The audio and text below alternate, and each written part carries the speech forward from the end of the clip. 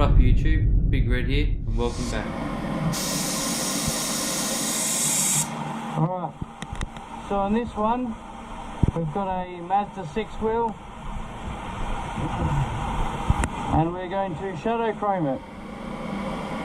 So there's the front wheel off the car, as you can see, got a nice shadow chrome effect. I have that in the spray booth at the moment, as that way I can compare them while I'm going through to make sure they look reasonably the same. You can't always do that, but if you are able to have a wheel with you to compare, it's very suggested. I can lay it down next to that wheel, have a look at it at the same angles, walk around it with the light and make sure it all looks pretty well the same. So we're using PPG Shadow Chrome, or Chrome Shadow they call it. They recommend it with a DG black. So I'm going to use my starter jet, 4000 RP, 1.3. Needle's only 1.5 turns out, pressure's a 1.8 bar. I'm just going to go around and put the DG black on. They recommend baking it. And then straight after baking, start applying the Shadow Chrome. Because it's solvent and the clearest, the DG will be so fresh, it'll bite straight in, no need to scuff it. So, let's do it.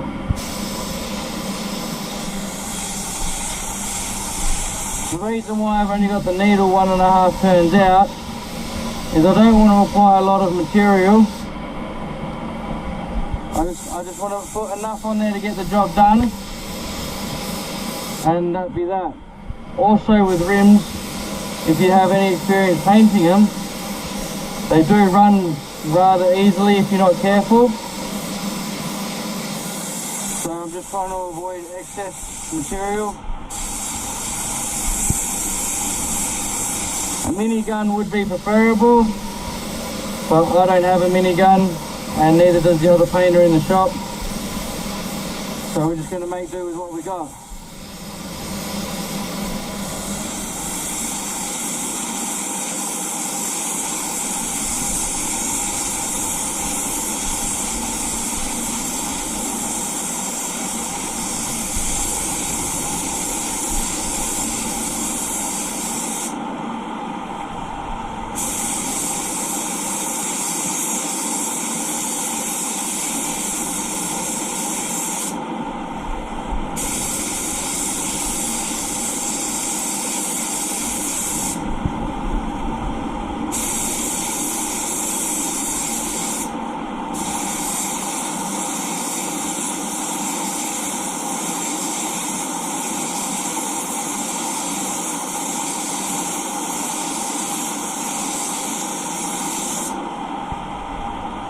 Right,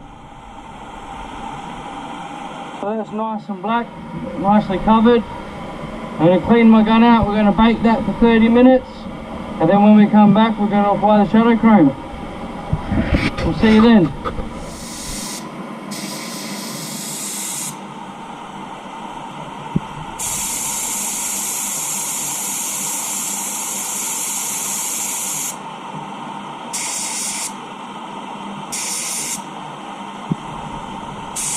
Right, so I've done a test card, the wheel's been baked and dried. I'm using a starter jet 4000 RP 1.2. It's 1.25 turns out, fan full, 1.6, 1.7 bar. And we're only going to put the coats on lightly.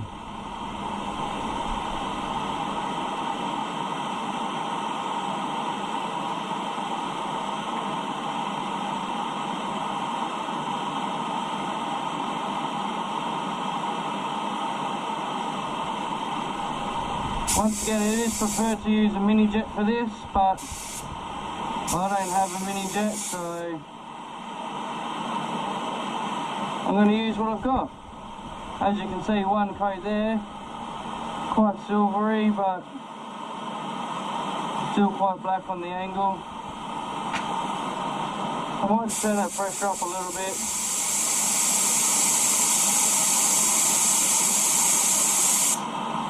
1.9 bar. Alright, So I'm just going to keep the gun square to the panel, or square to the wheel. I don't want to go at any angles because that will ruin the shadow effect, because it's just the overspray that gets the inside edges and they're transparent, which gives you the shadow effect on the wheel. So here we go.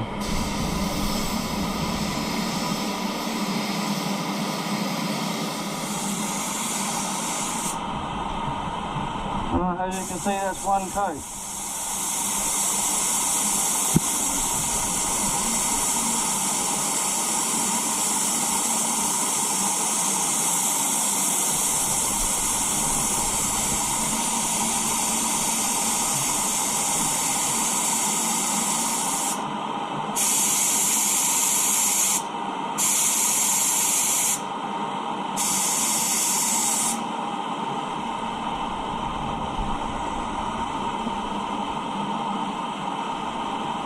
You shouldn't really play with the pressure and that while you're doing these things, but it just didn't feel right for me, so I thought I'd just change it a little bit. That's better. As you can see now, that's two coats there, that's one coat there.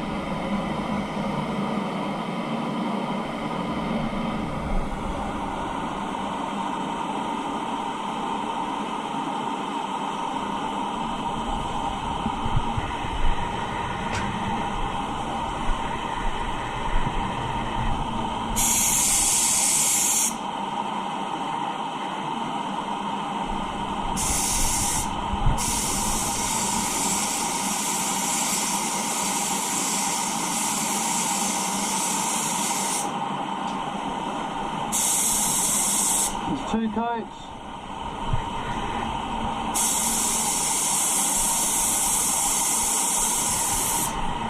I'm just changing my angle around the rim so the overspray hits on different places differently and it doesn't all just cover the one spot.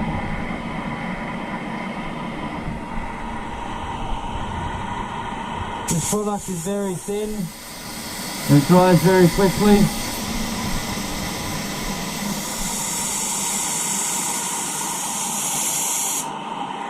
Like I say, I've got the original rim there, so I can put up next to this one and compare it. I mean, yes, that one's got some clear on it, this one doesn't, but it should give you a pretty good idea whether you need any more coats, or if, you know, unfortunately you may have gone too heavy, but we'll find out as we go.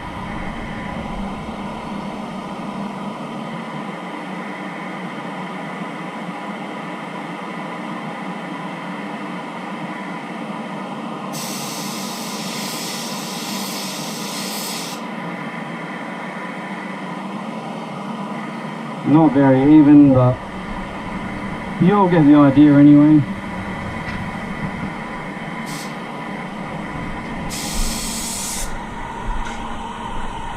I did do a test wheel before painting this one, and the test wheel came back at 4 coats, so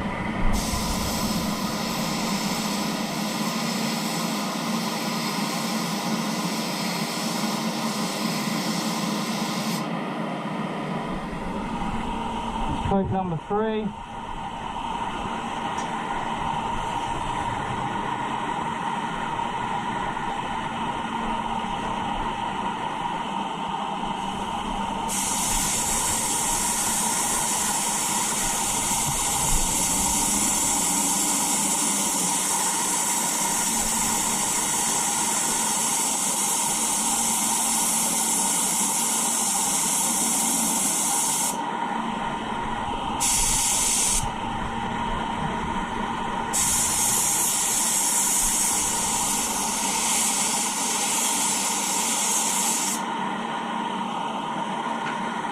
Now, Shadow Chrome on a flat panel, according to the PPG TDS, will look blotchy. I think that's because it's not actually designed for a flat panel. It's designed for things like rims and that have got curves to give you the different effects on the different angles. And the reason being is the product's actually not designed for coverage, it's designed to be transparent. And when you have a big flat panel, transparency is generally seen as seen as like when it's motley and stuff. I mean, that's not always the case, but a lot of times a lot of model comes from that you're transparent, especially in the early stages of painting. I mean, if you've got coverage and you're still modelly, that then becomes down to application and stuff, but we won't get into that on this one. So, alright, let's have a look. 4 coats.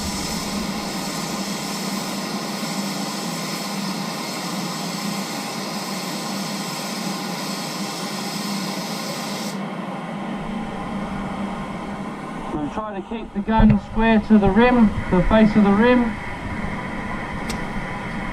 Try not to make sure the chrome got into any of the angles more than what need be. So we'll bring this rim over to compare.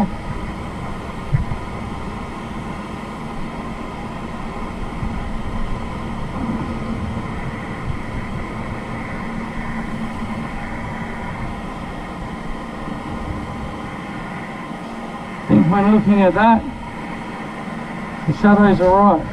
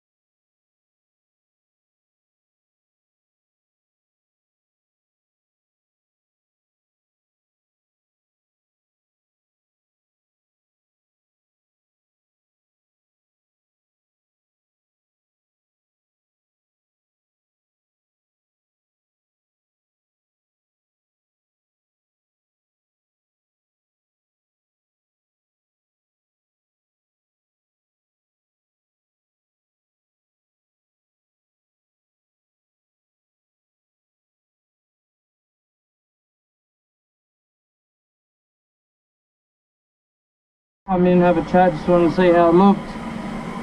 You guys don't need to worry about all that footage, that's why I turned the camera off. But as you can see now, compared to the original rim, it's sitting exactly the same orientation. You know, the air valve, the little imprint on the wheel, it's all sitting pretty much exactly the same. You can see the shadows, the reflections of the light, they all pretty well match in. It all looks pretty good. So all that is the DG D721 direct gloss black on the wheel. I mean, if you need a wheel that needs to be wet on wet or sealer first, you do that, and then if you're using PPG or whichever product you're using, you follow their recommended guides. And yeah, so then that was baked for 30 minutes as recommended at 60 degrees. And then we come in and we've shot the shadow chrome. We've kept the gun square like this as best as possible, straight over, changing our orientation as we paint each coat to allow for the overspray to hit it on different angles, making different levels of transparency across the rim. I mean, yes, once again, this is glossy, this isn't yet, but I think, you know, that's a pretty good indication that we're on the money there. I certainly wouldn't go putting any more on. So what we'll do now, guys, is we'll clean the gun out, we'll go mix up some clear, we'll let that dry off for 10 minutes, and then we'll come back and we'll clear it. Alright, we'll see you then, guys.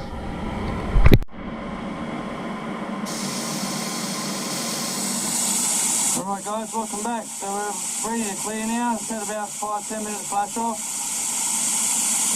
And I'm using my starter jet RP 5000 1.2 setup, 2 bar. I'm going to go 1.5 turns out on the fluid. Now I'm only going to put 1 coat of clear on it, or maybe 1.5 so to speak, because I'm going to go in all the edges like I did DG and go around and then do one nice over the top. So the edges will overspray on, and then whatever goes on the top kind of has that little bit extra.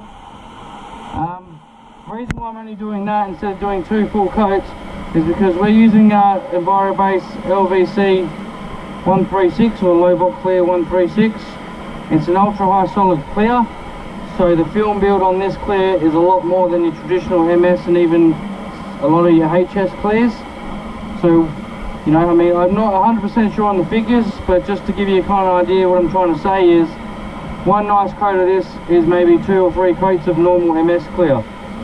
So that's why I'm only going to do 1 nice coat of clear on this rim, which is more than sufficient. I have done it on my own rims before, never had an issue. Alright, with that being said, let's get on to it.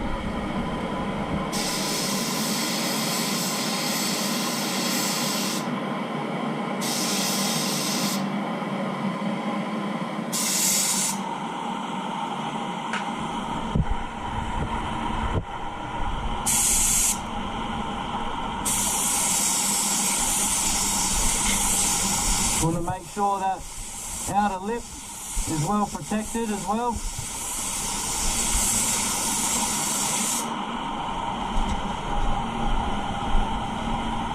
Alright, so like most people will tell you, and this is what I like to do, I start from the valve cap and work my way around. That way I know where I've started and I know where to stop. I won't get lost.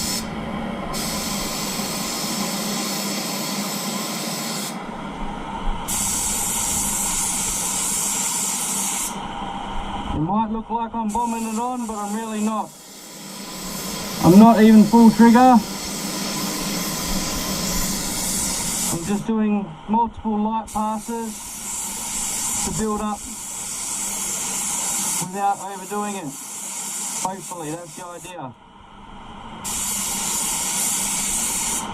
You know, I have had plenty of runs in rims before, as I'm sure most painters will have. If you haven't, you're doing bloody well.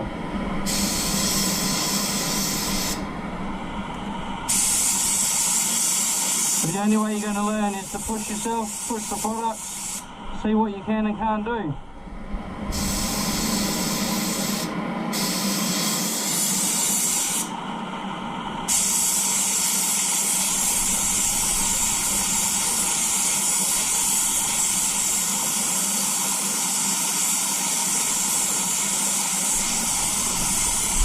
as painting rims go, these aren't actually too bad. You know, there's some rims that have a horrendous amount of spokes, or the gaps are absolutely ridiculous that I don't even know how they got paint inside those edges from factory. Those rims are really difficult. Well, I find them difficult anyway. You know, some people might have some tricks how they do it.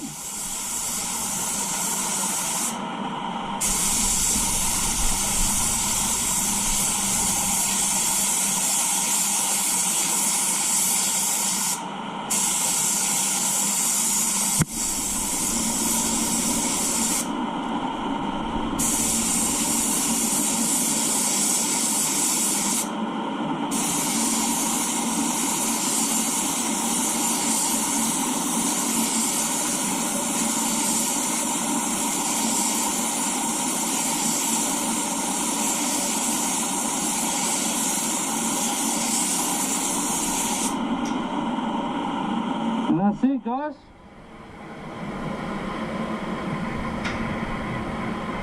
Oh, a little bit dry just there. Just go around and check it, make sure you're happy with it.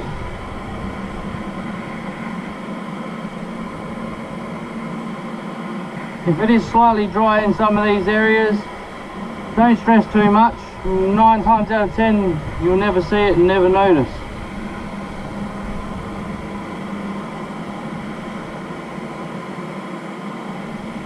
Alright, we'll just grab that factory wheel and put it up alongside it again, just to give you an idea.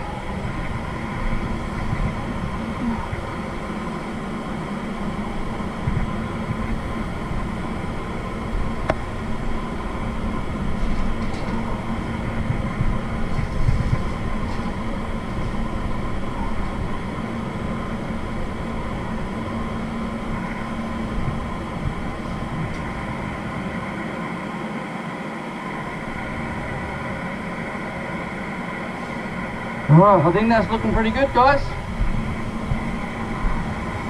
It's shadowy where it needs to be. It's silver where it needs to be. As you can see in these areas, it's got the black transparent shadow effect. On these faces it's quite covered. In these gaps here, it's quite dark, and through the centre it's quite dark.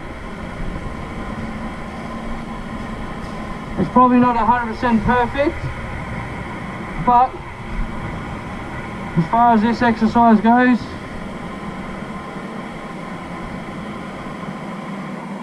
I think it looks pretty good.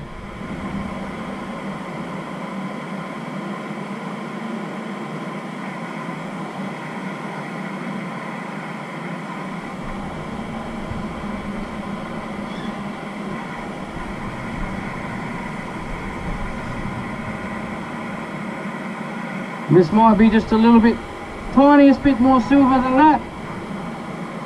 But once they're on the car and separate like that, I think they're going to be not a problem. So, alright, we'll leave it at that one, guys. If you have any questions, leave it down in the comments. Or any suggestions you might have, leave them down in the comments for me. And we'll catch you on the next one, guys. Thanks for watching. Alright guys, so I just thought I'd give you a quick look. The wheel's unmasked, well, mostly unmasked now.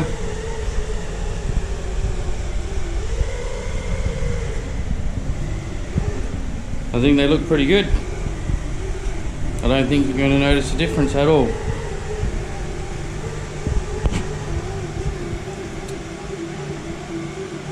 Beautiful. Alright, thanks guys.